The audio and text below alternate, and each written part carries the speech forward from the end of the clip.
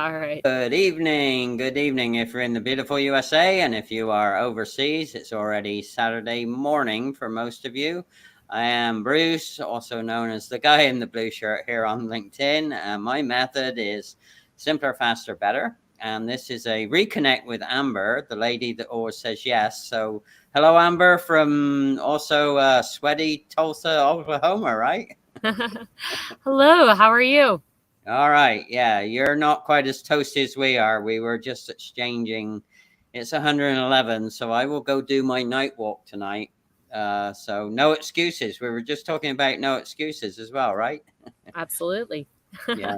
So it would be easy for me not to do my daily walk, but I gotta change it up and go for nighttime. So yeah, so the last time I chatted with you, it's exciting to see all the mischief you've gotten into by just saying yes to things. So that's kind of our general topic, and it's everything from being a speaker to getting involved in soccer and everything in between that you want to talk about, right? So tell us a little bit about yourself and tell us a little bit about your concept around saying yes and then figuring it out afterwards.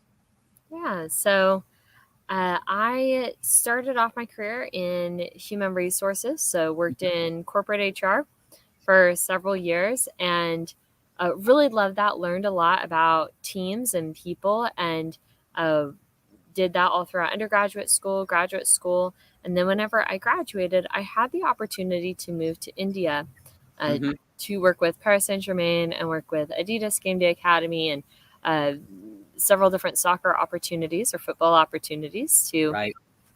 work with teams to help them improve their performance. So in that situation, I actually was the only female. I was the only blonde. I was the only American. I was the only Christian academy football coach. And so I worked with about 13 different teams while I was there, mostly boys with a few girls, Mm-hmm. ages 6 to about 16. So a wide variety of Right. ages and talent levels. And that was really rewarding, a fantastic challenge to take the skills that I had in human resources of building and developing teams and applying it in a sports situation. Right. Um, so I did that for a season and just absolutely loved it. I came back to the United States. I became the HR director for an educational training company. Mm-hmm. Uh, and so we worked in all 50 states, and we also worked a little bit internationally as well, Mm-hmm. helping teams and helping individuals to grow in their leadership and team development. And it was also a different take on talent development.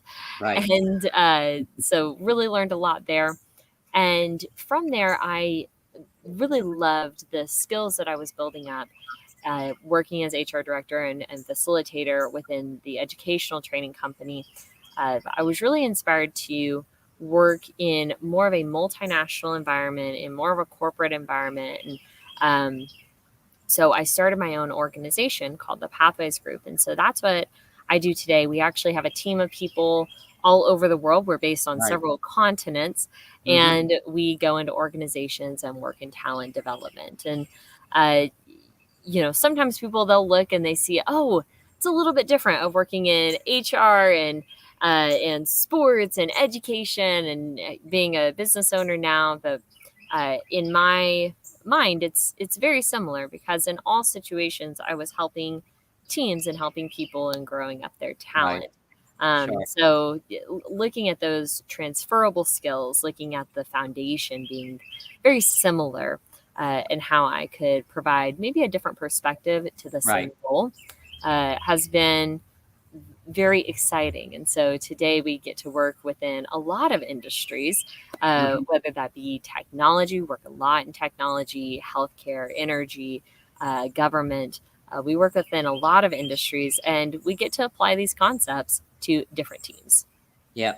Well, it's funny because I always say to people, and I know we've chatted about this before, we're actually more alike than we are disalike very often. And I think you remember my passion for watching high performing teams is exhibited for me with my love for IndyCar racing, right? So, when I get to see an IndyCar, ideally in person, I'm going to be doing 5 races this year as a in person, up close and personal, get as close to the teams as I can. So, and then the rest of it I watch on TV, and I actually take video snips from the TV when I record them. And it's amazing, that parallel between high performing sports, high performing integrated teams, like with soccer or football or any other sports, there's a big organization behind the athlete. The athletes are, and in my case, the drivers are kind of just the pinnacle, just the frame, the main piece of the picture. But a lot of people, if you look at the frame and everything else that goes around making the picture become what it is, it's amazing. So, yeah, and particularly when I'm working with guys, people that assemble things and mechanics and stuff like that, they don't get all the jargon, they don't get all the process improvement, continuous improvement jargon. And that's, again, that's why I call my method simply what it is. It's about being simpler and faster and better. And it's funny, I was watching all the pit stops on the recording last night, and it's amazing how often, they think they're going to be simpler, faster, better, but something happens and they lose milliseconds, and then they lose places in the team. So it's a lot like that for a high performing company, right? To perform at the very best levels, you have to have high performing talent integrated and all working on the same things at the same time in the right way, ideally, right? Absolutely. So what were some of your lessons learned? And I know I've chatted with you about this before, but the fact that you said yes to go to Africa, to India, to go, I mean, that was an amazing leap of faith, right? To say yes to go help the kids in India with the soccer teams. And I know you love playing soccer and coaching soccer, but so what were some of the main lessons learned, from that 4-year adventure that you got up to? So I believe, and this is something that applies to working in any cross-cultural dynamic or just a different dynamic, is there is, in my opinion, immense importance of beginning with observations. There was an expectation whenever I first arrived to really begin implementing change very, very quickly. And there were a lot of coaches that did that. It did not always go right. It was not always successful, it was not always as effective as what it could be. Right. What I did is I spent a couple of months learning more about the culture, learning more about the things that were similar, but also the differences in football development, in sport development, that we could use as value in India specifically. So there were some approaches to football that were different than what I had experienced when coaching in the United States. And so this was a unique opportunity that we had to be uniquely better than before. Now, I would have not recognized these opportunities if I would have come in thinking, okay, I need to coach exactly the same way that I was coaching in the United States. So taking the time to ask questions, to sometimes not even ask questions, just be quiet and observe what's going on, is really powerful in setting yourself up for a greater opportunity for effective feedback and effective performance within a cross-cultural team. Right. Or within a team in general. It doesn't have to be cross-cultural, just a team in general. Yeah, it's funny, because, I often chat with people about my method, and the faster piece in simpler, faster, better is kind of a misnomer, because I always say to people, you actually got to slow down before you can really, and like you were saying, you got to slow down, you got to kind of step back, you got to really observe what's happening with the process. And in your case, it was the process of coaching. all processes are the same, right? You have an input, you have a process, and you have an output. So there's nothing really different with any process that we use. But it's very intriguing to me that when you kind of do slow down to do those observations, and then you start doing the simple things, and then you start doing them better, that you actually automatically become faster. And it's really strange how that works, but I've never not had a situation where that's worked out. And the other thing is, like you said, listening and observing and being quiet. I don't know if you find this, but the kind of environment almost has a sound and a beat and a rhythm in itself. So if you really listen to it, you can really pick up on, oh, okay, well, maybe if I do this, it may not jive with, what the players are thinking or what and I know you eventually got sponsors as well, which was a whole different ball game for you. No pun intended, soccer ball game, So, so those are really amazing words of wisdom about ask lots of questions, do the purposeful situational environment, right? And be there in the moment with those people, not too far away or not try and do it digitally. So, well, in my opinion, that's the story of if you're given 5 hours to cut down a tree, you spend 4 hours sharpening the axe. And so in my opinion, that's your time to sharpen the axe. So that whenever you start trying to chop down the tree, you have the right tools.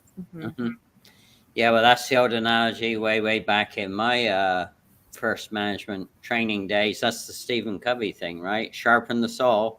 I'll keep sharpening the saw. And Stephen Covey would also, like you said about observation, he would always say, seek to understand before you can be understood, right? So, and I'm sure being, as you said, a very unique coach from the USA, you not only were you from a unique culture to them, but you look unique. So, seeking to be understood would be, I'm sure that was an interesting part of the observation process. So, yeah.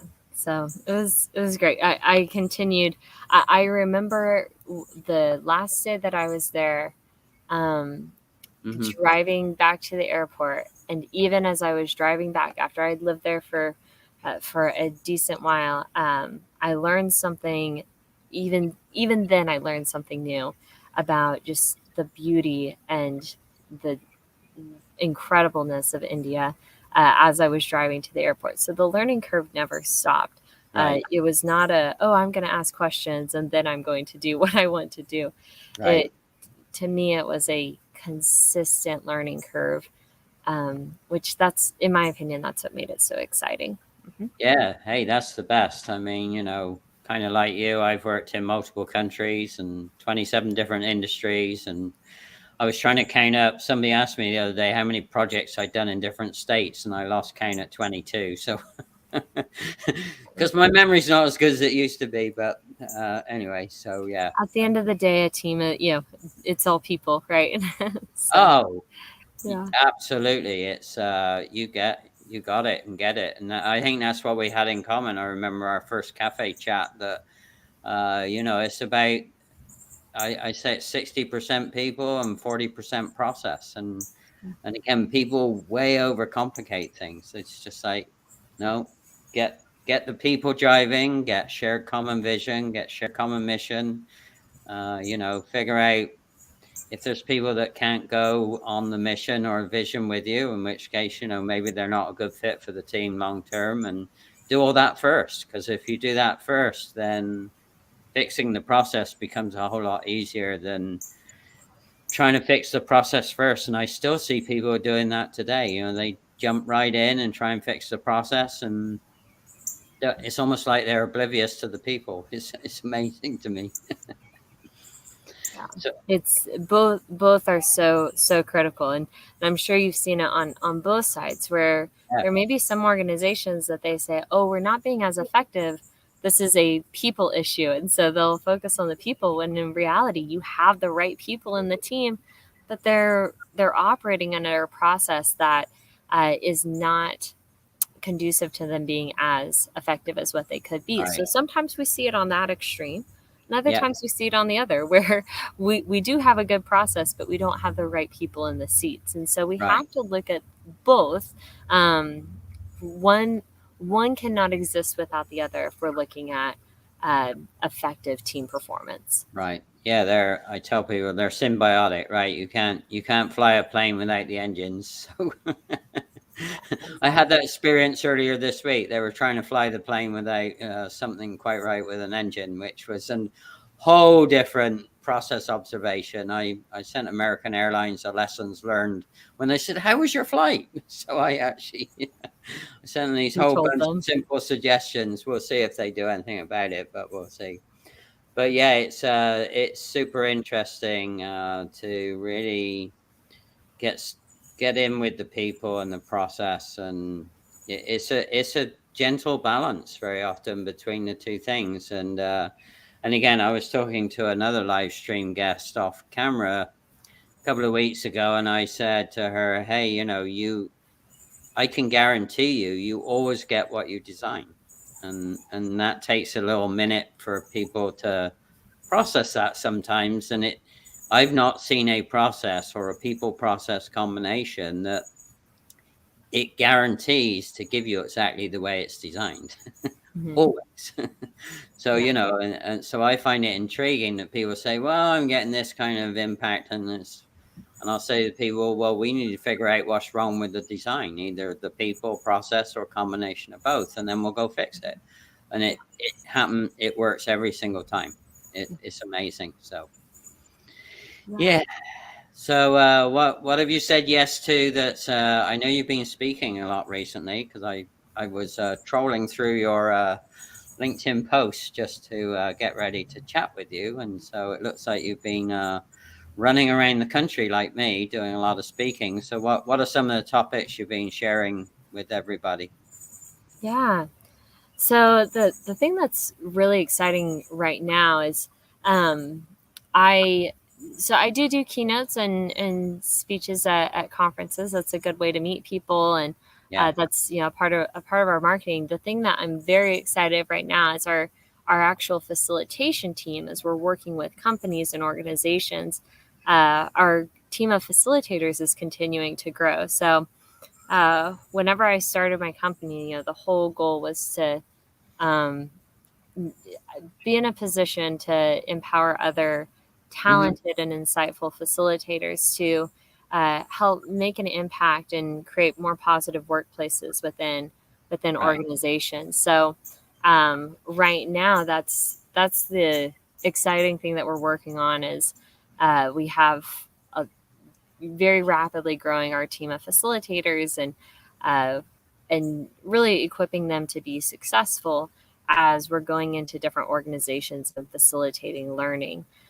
So I don't know if that's saying yes to something, but that has been the goal and the plan of moving forward and growing that group of facilitators. You asked as far as topics or what we've been speaking on. Uh, there's been a few uh, pain points that we've noticed in the industry, and the first is leadership development, Uh-huh. especially whenever COVID happened. There was a combination of things. Of first off, organizations, they were trying to keep keep things afloat, right? So Right. Sure. priorities, focus has shifted, Right. as was natural, as they were focusing more on the business, keeping things afloat, directing the company in the wisest way possible for that team. And so a result of that is that a lot of leadership development, continuing education was put to the side Mm-hmm. temporarily as we were working through that season. So that was the Uh-huh. first thing that happened.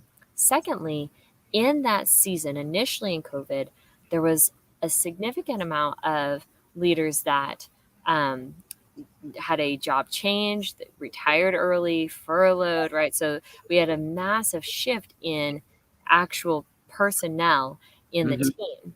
And so what we're seeing now, we've working with several organizations that have a large percentage of newer leaders in these positions, whether that be um, Mm-hmm. newly promoted or Right. newly brought in. and they have not experienced any or very little leadership development within the organization. And we're seeing that impact engagement, retention, overall effectiveness. So there's really been a pain point for organizations recognizing that there was a time that put that to aside. We focused on keeping the business. Now is the time to say, okay, we're going to refocus and bring that into our priorities of making sure that the leaders that we have are able to be effective in engaging our team members and keeping our team members in retention. So that's the first pain point that we've been doing a lot of sessions on. And so I'm going to break that down even more specifically. The umbrella is leadership development. Specific questions is virtual teams. How do we engage virtual teams, remote teams, performance feedback? And performance feedback, that's a conversation that was popular even before COVID. Now it's reimagined, especially you combine that with remote teams, virtual teams, global teams. How do I give performance feedback? How do I receive performance feedback in the most effective way possible? So that's the first trend that been very, very popular in the industry, or a big pain point. And the second is somewhat related, but that's team development. So I'm going to relate that somewhat back to a lot of teams that were in person. Now they're virtual. We're seeing that need for team development on a variety of scales. So we're seeing teams that have been virtual. Now they're coming back to the office. We have to reimagine our team dynamic. You have teams that were in the office. Now they're virtual. That needs to be reimagined as well. And then you have the hybrid team. And so in all cases, we have to reimagine the way that we are building relationships. So I think back to Gallup studies very famously for years and years have said that the number one factor for engagement at work is having a best friend at work. And so the question I always ask is, well, how are we creating an environment to cultivate best friendships virtually?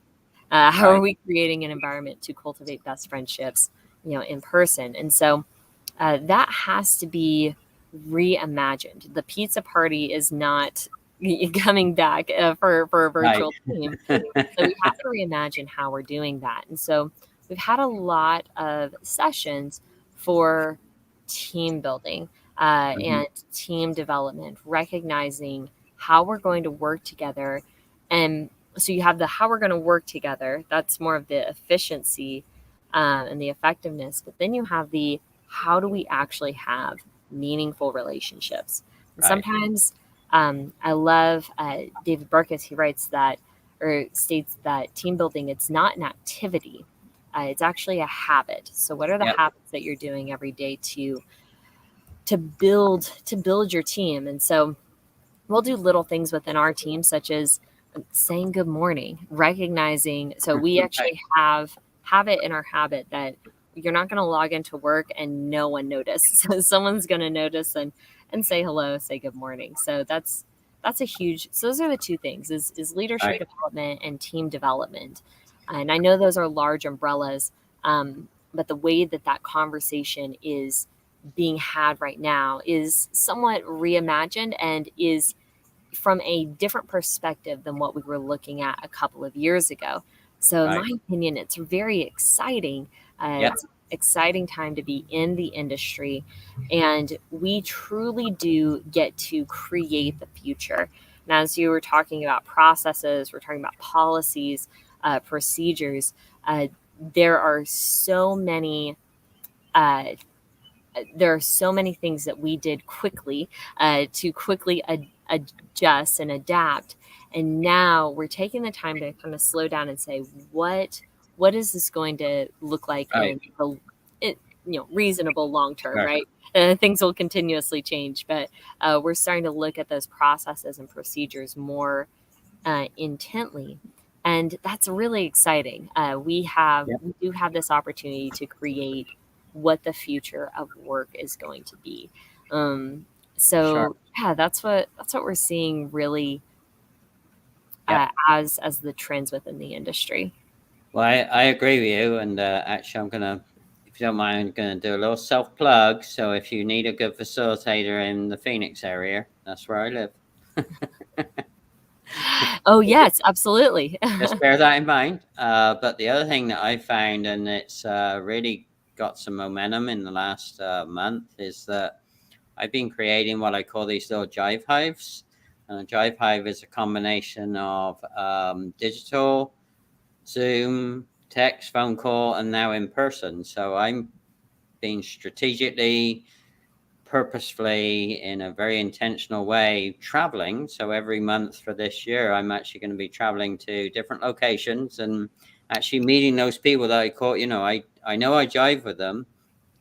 I've been creating these little jive hives, and it's amazing what happens. It's like a much higher level of friendship. You start building it digitally and remotely, and then when you actually get to meet in person, and I'm actually hoping that if they don't join live, I'm going to share this conversation about what you said about what the trends are, is about it's rethinking how you rebuild or realign those high performing teams, right? Because we need high performing teams to compete on a global basis, without a doubt.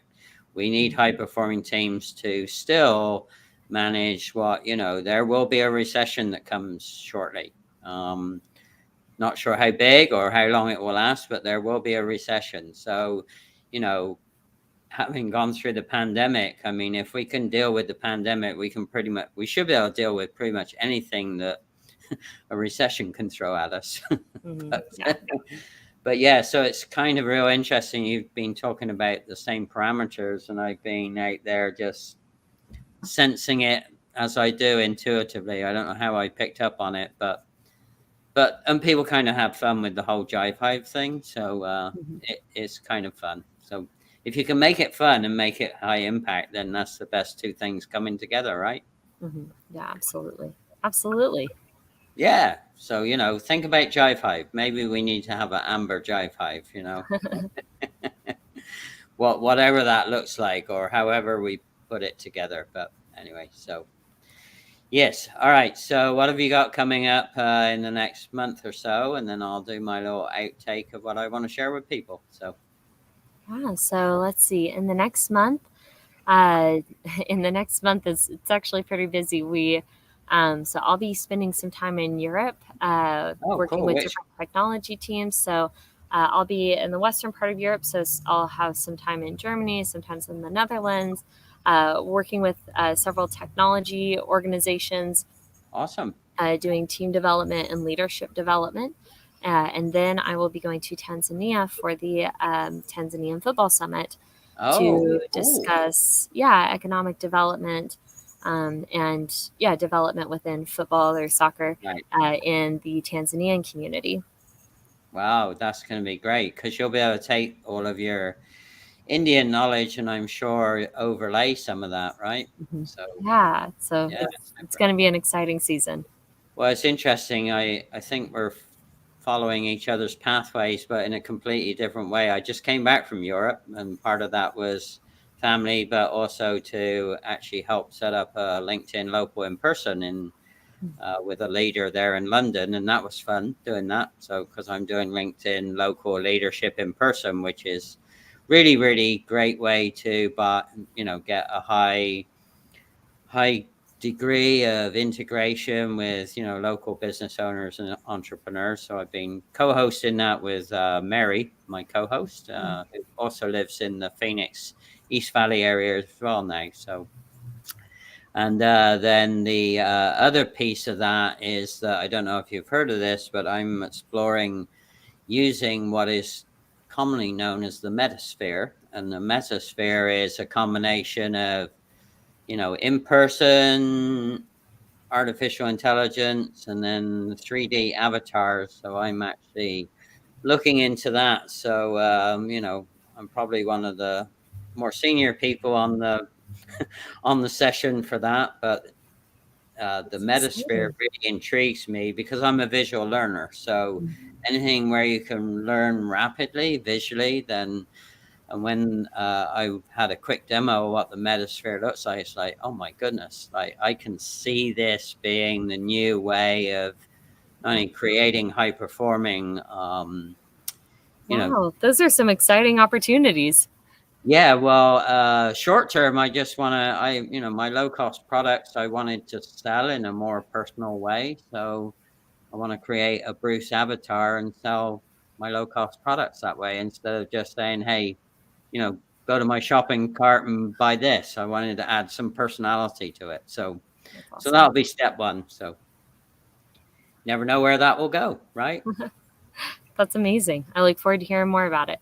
Oh yeah, yeah. The Metasphere is something I didn't even know existed until literally 4 or 5 weeks ago. And when I saw it, it's like, oh my goodness, this is right up Bruce's learning street. You know, main street for Bruce. Visual, kinesthetic, make it simple, make it fun. That's the way I learn. All right. Well, great. Thank you for joining us because I know it's getting a little later there. So, how do you want people to reach out to you, Amber? So if you have any questions, I'm fortunate enough that I do have a unique enough name that you can find me on LinkedIn with Amber Vanderberg. Okay. You can, so that's going to be the best way is LinkedIn. You can also reach out at amber@thepathwaysgroup.com. And so Okay. Pathways is spelled with a Z. So if you want to send an email, you can do that too. Okay. Oh, yeah. It's not quite showing on the screen. Well, perhaps you can drop those that information into the comments after it goes replay. Yeah, All right. absolutely. Oops. Oh, and you're getting all sorts of reminders like get off of here, Amber. Right? Oh, well, thank you so much, Bruce. I want to thank you so much for taking the time to chat. It was on a personal note, it was great to talk with you. I know it's been a while and Yeah. yeah, I look forward to hearing what is in the future. All right. Well, let me do my little outtake and then we'll say goodbye. Don't go anywhere. 29 seconds. You're frustrated that you have no time and you just hate it. You lost your mind. You're running around the kids and the spouse, and the business that was once your passion has got you burnt out. So, consult with Bruce, the guy in the blue shirt. He'll help you find the truth so that you can do you first. See, it's all about simpler, faster, better. So you can save massive amounts of time and money instead of longing for the day where you can finally kick your feet up. Oh, do yourself a favor. Call up Bruce. He'll tell you about process cleanup.